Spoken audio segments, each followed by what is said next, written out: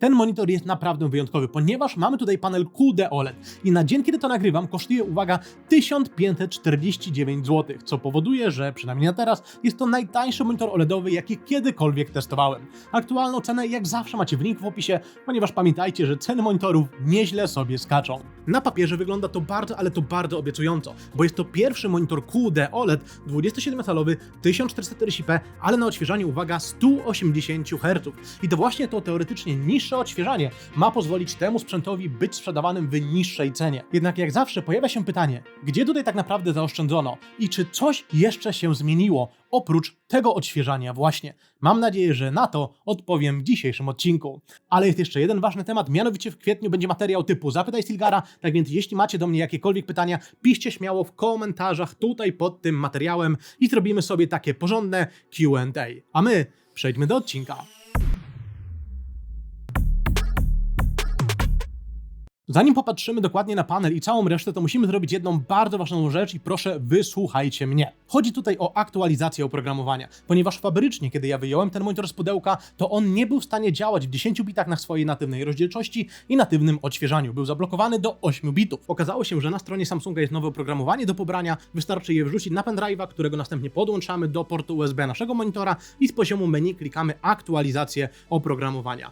Po tej aktualizacji na szczęście monitor wreszcie działał w 10 bitach i oprócz tego realnie na tym nowym oprogramowaniu miał mniejszy problem z color bendingiem, ale do tego sobie ogólnie jeszcze przejdziemy. Jeszcze nigdy wcześniej nie testowałem monitora, który potrzebował aktualizacji oprogramowania, żeby działać na swoich natywnych wartościach. Jest to bardzo dziwne, ale na szczęście działa, tylko sami musimy to naprawić. Następny temat jest bardzo mocno powiązany z tą aktualizacją oprogramowania. Jeśli macie Windowsa 11, jakąś jego nową aktualizację, to prawdopodobnie jeśli włączycie swój monitor, jakikolwiek monitor to by nie był, na 10 bitów, to Windows prawdopodobnie włączy tak zwany automatyczny color management w ustawieniach i wtedy wasz monitor, nawet jeśli ustawicie go na natywny, ogromny, nasycony gamut, będzie się klampował do standardu sRGB i będzie wam automatycznie starał się pokazać możliwie jak najmniej przekłamane barwy. I tak samo było też tutaj, więc chcę, żebyście byli świadomi, ja wszystkie testy robiłem wyłączając ten automatyczny color management, ponieważ moim zdaniem ta funkcja nigdy nie powinna się samoistnie włączać, gdyż wielu z was mają teraz włączoną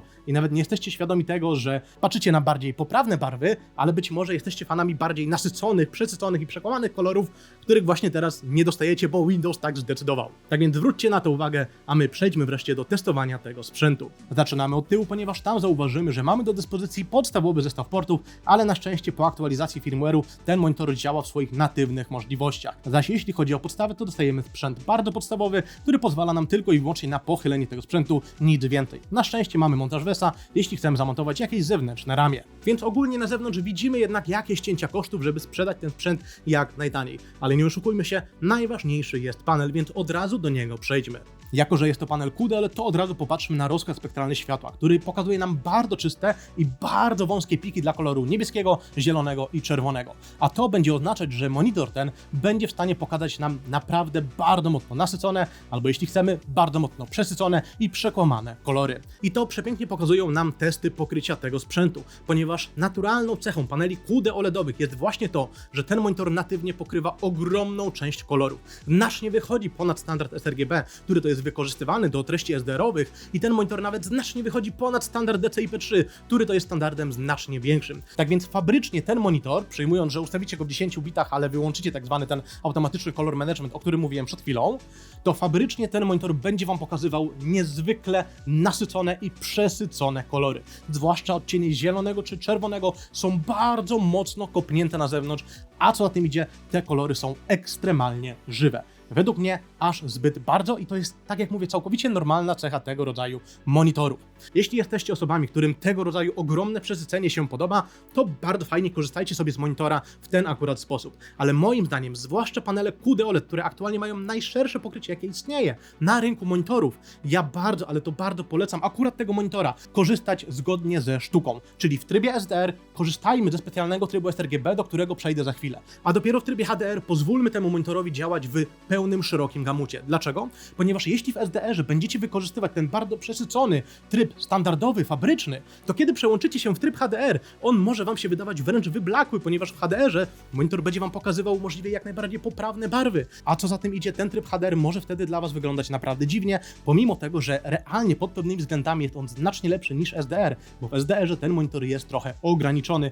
Za chwilę do tego przejdziemy, ale popatrzmy na wszystkie inne wartości. Fabryczna temperatura barwowa jest naprawdę dobra. Nie idealna, bo idzie odrobinkę w stronę czerwonego, ale mówimy tutaj o zaskakująco niskim przekłamaniu. To samo zauważymy, kiedy popatrzymy na gammę. Widzimy, że monitor stara się iść w okolice gammy 2.2, bardziej wychodzi do gammy w okolicach 2.3, ale nadal i tak jest blisko standardu. Jedyne co na tym teście gammy widzimy, to to, że monitor właśnie odrobinkę w stronę czerwonego jest kopnięty ze względu na swoją temperaturę barwową na tym fabrycznym ustawieniu. I teraz, kiedy popatrzymy sobie na dokładne przekłamanie barw tego sprzętu, no to bez problemu zauważymy właśnie to, o czym mówiłem na samym początku, czyli ten monitor w trybie SDR na fabrycznym ustawieniu bardzo mocno przesyca kolory. Porozmawiajmy teraz o pewnych plusach i minusach tego panelu, a za chwilę przejdziemy do ustawień, które będą miały lepszą temperaturę barwową i właśnie do trybu sRGB. Ale jeszcze zostaniemy na ustawieniach fabrycznych. Pierwszy ważny temat to miażdżenie czerni. Według moich pomiarów wygląda to naprawdę dobrze, nie licząc jednej wartości, ponieważ wartość RGB 1.1.1 mój kalibrator nie był w stanie zmierzyć. To znaczy on zmierzył tam po prostu czystą czerń. Ale już bez problemu od wartości 2.2 była normalnie zmierzona jasność. Drugi bardzo ważny temat to jasność tego sprzętu.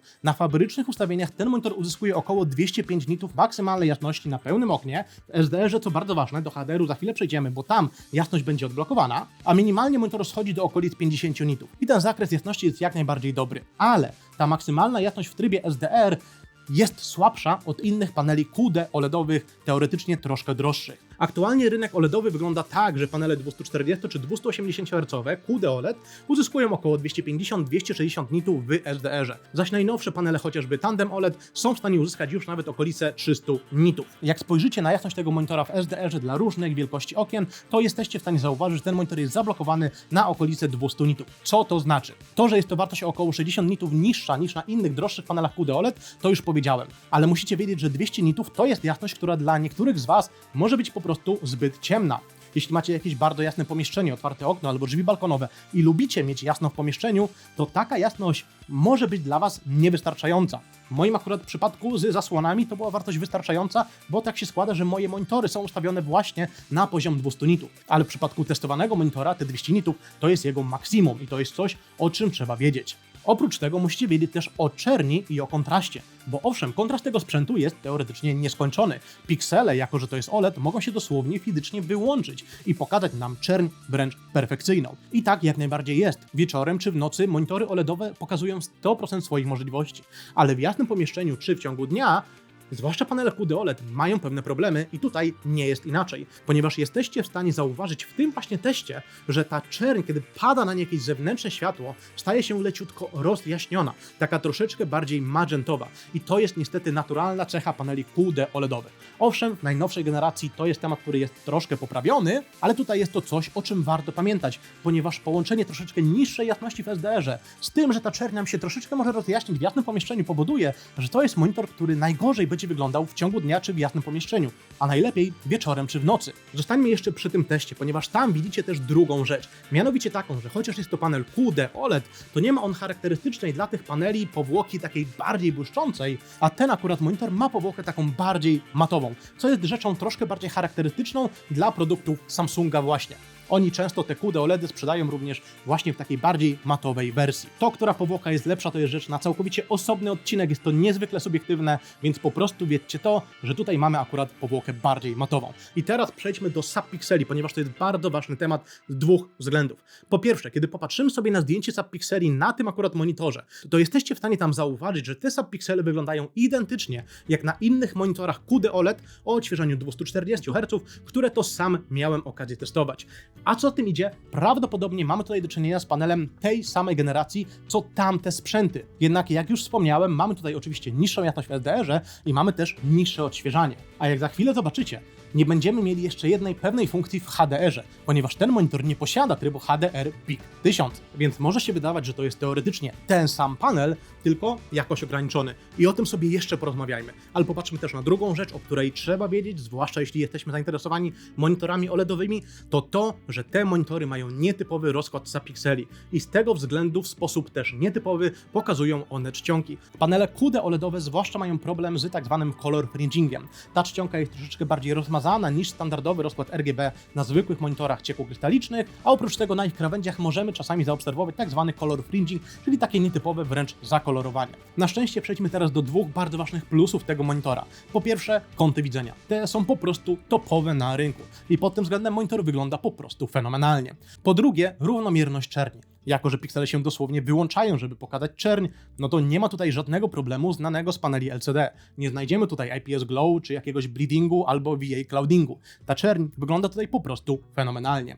Również dobre słowo mogę rzucić, jeśli chodzi o kwestię równomierności ciemnej szarości. Spróbowałem zrobić zdjęcia naprawdę ciemnej szarości i je specjalnie rozjaśniłem w aparacie, żebyście sami mogli zauważyć, iż ten monitor na szczęście nie ma problemu z pionowymi takimi paseczkami, co jest problemem troszeczkę bardziej charakterystycznym dla paneli typu OLED. Ale nie znaczy to, że tych paseczków całkowicie tutaj nie ma, bo byłem w stanie je zauważyć na naprawdę ekstremalnie ciemnej szarości, tylko to było tak mało widoczne, że nie byłem w stanie nawet zrobić sensownego zdjęcia tych paseczków. W zwykłym, codziennym użytkowaniu w ogóle tego nie zauważyłem, tylko i wyłącznie wieczorem, w nocy specjalnie tego szukając na bardzo ciemnej planszy. Przejdźmy zatem do następnych trybów, później porozmawiamy sobie o HDR-ze i oczywiście o graniu. Więc od czego zaczynamy? Od zobaczenia, czy da się trochę poprawić temperaturę brewową tego monitora. Okazuje się, że jak najbardziej tak. W moim monitorze wystarczy, że odjąłem dosłownie 7 punktów czerwonego oraz 4 punkty zielonego, aby uzyskać temperaturę barwową praktycznie wręcz perfekcyjną. To spowodowało, że pomiary gammy czy temperatury barwowej wyglądają znacznie lepiej, ale oczywiście przekłamanie barw nadal wygląda słabo z tego względu, że nadal mamy monitor na jego ogromnym, szerokim gamucie. Ale najważniejszym trybem w SDR-ze, przynajmniej według mnie dla tego monitora, jest zdecydowanie tryb sRGB, który nie nazywa się w tym monitorze trybem sRGB, a musimy dostosować tak zwaną przestrzeń kolorów na tym monitorze na tryb automatyczny. Wtedy, kiedy jesteśmy w trybie SDR, monitor będzie się starał pokazać tryb sRGB właśnie i nie będzie w miarę wychodził ponad ten standard. Co bardzo ciekawe, w tym trybie na szczęście możemy sami dostosować temperaturę brewową, co jest rzadkością na monitorach. Tak więc zostawiłem te moje ręczne ustawienia, o których mówiłem przed chwilą i widzimy tutaj następujące wartości. Mamy świetną temperaturę brewową, zaznaczam tylko, że chodzi tutaj po moim dostosowaniu, mamy świetne przekomanie, świetny test saturacji i naprawdę bardzo dobrą gammę, ale co ważne, monitor podąża za gammą 2.2, a nie gammą sRGB. Oprócz tego, żeby też być fair wobec innych monitorów, zrobiłem też test przekomania na fabrycznych ustawieniach bez zmiany temperatury barwowej i sami jesteście w stanie zauważyć, że nawet fabrycznie w tym właśnie trybie ten monitor wygląda bardzo dobrze, ponieważ średni błąd delta F w okolicach 2 to jest wynik bardzo, bardzo dobry, chociaż jak najbardziej nie topowy.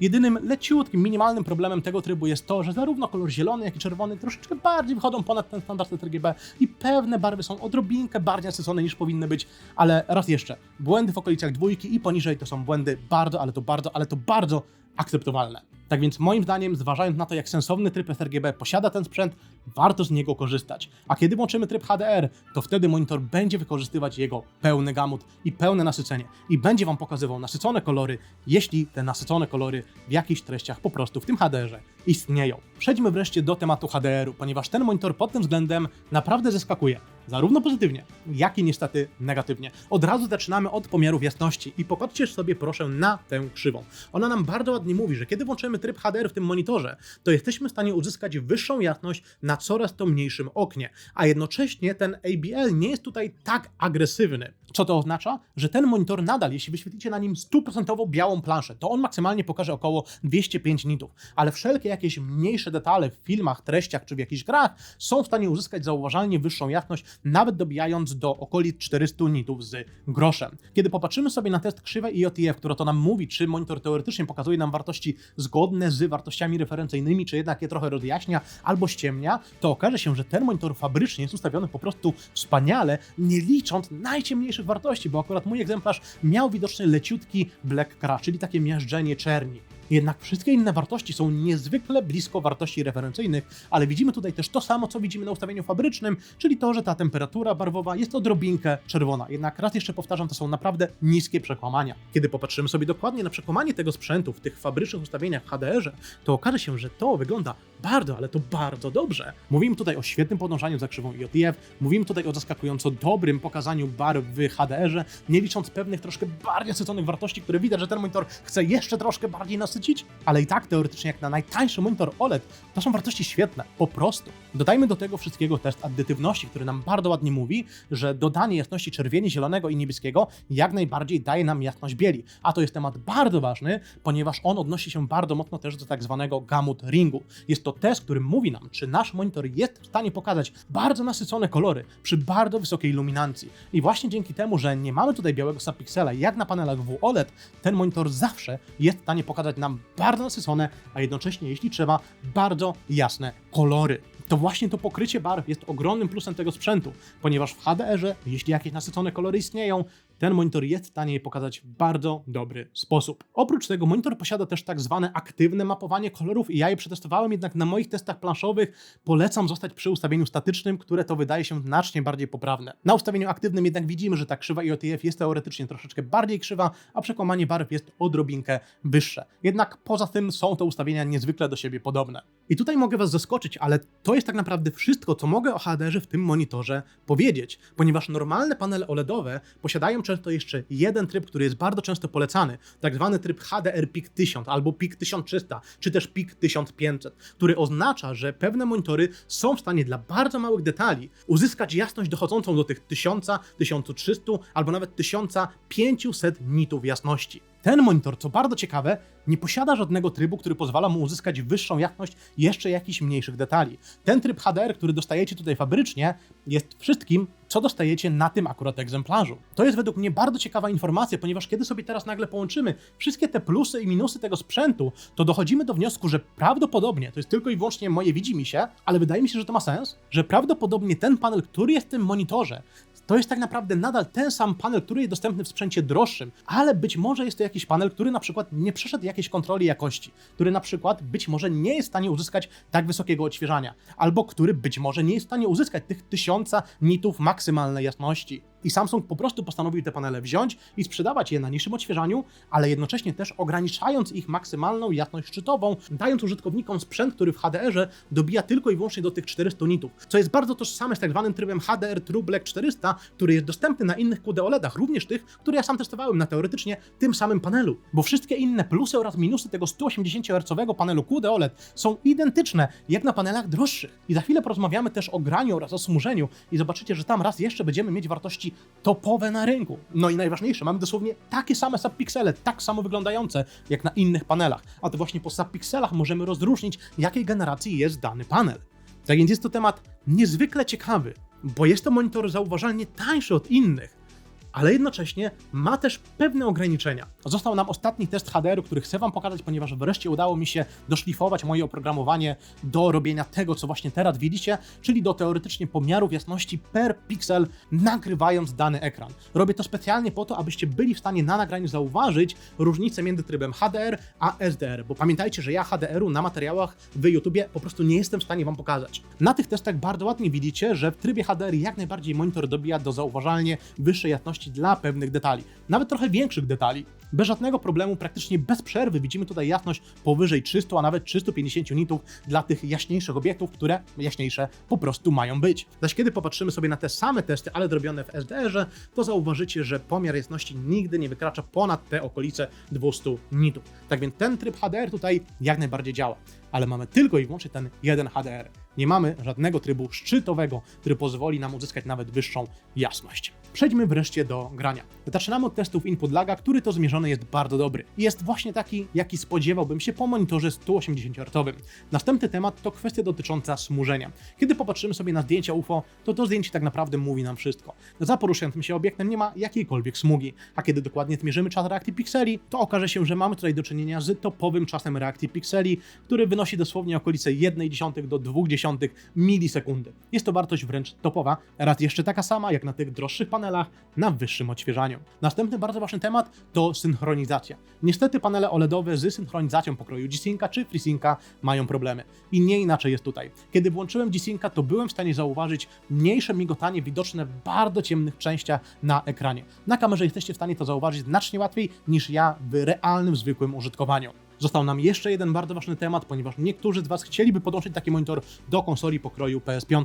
Więc zrobiłem to za Was i mamy tutaj bardzo ciekawe wyniki, ponieważ okazuje się, że ten monitor jest w stanie zaakceptować sygnał 4K 60 Hz HDR, ale również jest w stanie działać w 1440p 120 Hz. Jednak to, co jest ciekawe, to to, że ten port HDMI wspiera pewny standard HDMI Forum i ten monitor jest w stanie działać z VRR-em, z konsolą właśnie. Jednak warto mieć z boku głowy to, o czym mówiłem przed chwilą, jeśli chodzi o kwestię migotania synchronizacją właśnie. Tak więc czas na podsumowanie i odpowiedzenie na pytanie, czy warto kupić taki monitor, bo według mnie największą bronią, ale też największą bolączką tego sprzętu może być jego cena, bo to, jak dobry to jest sprzęt, zależy tylko i wyłącznie od tego, ile tak naprawdę oszczędzamy, porównując do jakichś innych paneli QD OLEDowych, przykładowo 240 czy 280 Hz, albo oczywiście do paneli WOLED, ponieważ ten panel QD OLED, który tutaj mamy, pod pewnymi względami jest wręcz identyczny jak w panelach znacznie droższych. Mamy takie samo ogromne pokrycie, mamy tak samo świetną czerń wieczorem czy w nocy, ale mamy taki sam problem z rozjaśnieniem tej czerni. Mamy topowe kąty widzenia, mamy identyczne subpiksele, mamy taki sam problem dotyczący tak naprawdę czcionek i tego, jak one wyglądają z mniejszym tekstem. A nad to wszystko mamy topowe smużenie, bardzo dobry input lag i mamy HDR, który teoretycznie jest bardzo dobry, ale jest ograniczony, ponieważ ten monitor względem tych droższych paneli jest ograniczony pod dwoma względami. Zarazem jeśli chodzi o jego maksymalną jasność w SDR-ze, która spadła z okolic 260 nitów dla tego panelu do okolic 205 nitów, ale również pod względem HDR-u, ponieważ ten monitor ma tylko i wyłącznie coś, co w takich monitorach nazwalibyśmy HDR-em True Black 400, ale ten monitor niestety nie posiada trybu, który nazywałby się HDR Peak 1000. Tutaj on po prostu nie istnieje. On nadal w tym HDR-ze 400 wygląda bardzo, bardzo dobrze, ale widać, że jest po prostu jakoś ograniczony. Więc najlepszym wyborem ten sprzęt będzie dla kogoś, kto głównie monitora korzysta wieczorem czy w nocy, bo to właśnie wtedy jednocześnie zauważycie wszystkie plusy tego sprzętu, a jego minusy w postaci trochę niższej jasności, czy w postaci rozjaśnienia tej czerni po prostu nam albo się zmniejszą, albo wręcz całkowicie znikną. I dlatego właśnie zrozumienie, czy jest to monitor dla nas, czy jednak warto dopłacić, jest tak trudne, ponieważ w droższych panelach QD OLEDowych dostajemy wyższe odświeżanie, odrobinkę lepszy input lag, dostajemy wyższą jasność w SDR-ze i dostajemy też tryb HDR Peak 1000. Albo oczywiście tryby nawet trochę jaśniejsze, jeśli mówimy już o najnowszych generacjach tego rodzaju paneli. Według mnie, jeśli ten monitor realnie będzie o te kilka stówek tańszy od monitorów 240 Hz, to może być niezwykle fajnym wyborem dla osób, które chcą w jak najniższej cenie doświadczyć wszystkich fundamentalnych, świetnych cech, ale również i minusów paneli OLEDowych, zwłaszcza QD OLEDowych, bo takiego monitora tak tanio po prostu wcześniej nie było. Mam szczerą nadzieję, że Samsung tych paneli ma możliwie jak najwięcej i mam nadzieję, że te panele będą sprzedawane też innym producentom, bo wydaje mi się, że to właśnie wtedy, kiedy również inni producenci zaczną tworzyć jakieś swoje 180 Hz OLEDowe propozycje, to wtedy zacznie się wojna cenowa i mam nadzieję, że te monitory będą jeszcze bardziej tanieć. Z drugiej strony, jeśli ten monitor spowoduje, że inne panele OLEDowe 240 czy 280 Hz zaczną tanieć i będą na przykład o 100 zł, 200 zł albo 300 zł droższe od tego sprzętu, to mimo wszystko niektórym osobom polecałbym po prostu dołożyć. Zwłaszcza osobom, które wiedzą, że wykorzystają jakoś wyższe odświeżanie, bo grają więcej w gry sportowe, albo osobom, dla których te 60 nitów w lewo, w prawo robi różnicę. I osobom, które chciałyby ten tryb HDR Peak 1000 albo jakiś nawet tryb większy. Więc tak jak mówię, wszystko ostatecznie zależy od ceny tego sprzętu i od ceny najbliższej konkurencji oraz od Was. Bo osobie, która ma bardzo jasne pomieszczenie, która nie chce zasłaniać okna, ja znacznie bardziej polecam patrzeć na panele typu Tandem WOLED, bo one są zarówno najjaśniejsze w trybie SDR i HDR dla większych okien, ale jednocześnie też najlepiej sobie radzą z rozjaśnieniem tej czerni właśnie. Zaś druga grupa, która głównie będzie korzystać z tego monitora wieczorem czy w nocy lub w ciemnym pomieszczeniu, na te minusy na zasadzie trochę niższej jasności w pewnym sensie machnie ręką i dostanie wszystkie inne cechy paneli OLEDowych w cenie, w której wcześniej nigdy nie istniały. Dlatego tak trudno jest zero-jedynkowo powiedzieć, czy to jest świetny sprzęt i wszystkim go polecam, czy jednak nie. Bo jak sam widzicie, nic nie jest zero-jedynkowe. I w przypadku tego monitora mamy też jakieś ograniczenia, których ja osobiście bym się po prostu po nim nie spodziewał. Jak na przykład brak tego trybu HDR Peak 1000, który musi z czegoś wynikać. Tak więc jeśli szukaliście jak najtańszego OLEDa, no to właśnie jest. A ja mam nadzieję, że te OLEDy jeszcze będą tanieć i że pojawi się więcej konkurencji na tym panelu. Trzymam za to kciuki. Ale mam nadzieję, że obejrzeliście cały materiał, a nie tylko i wyłącznie jego podsumowanie, aby wiedzieć też o wszystkich minusach tego rodzaju sprzętu. Tak więc jeśli macie jakiekolwiek do mnie pytanie, pytajcie śmiało w tych komentarzach, ponieważ w kwietniu będzie wielkie Q&A, a ja mam nadzieję, że ten odcinek Wam się jak najbardziej podobał. Mi zostało nic innego, jak życzyć Wam miłego dnia, wieczoru, nocy, kiedykolwiek to oglądacie i do zobaczenia w następnym odcinku. Trzymajcie się, cześć, pa, pa, pa, pa, pa.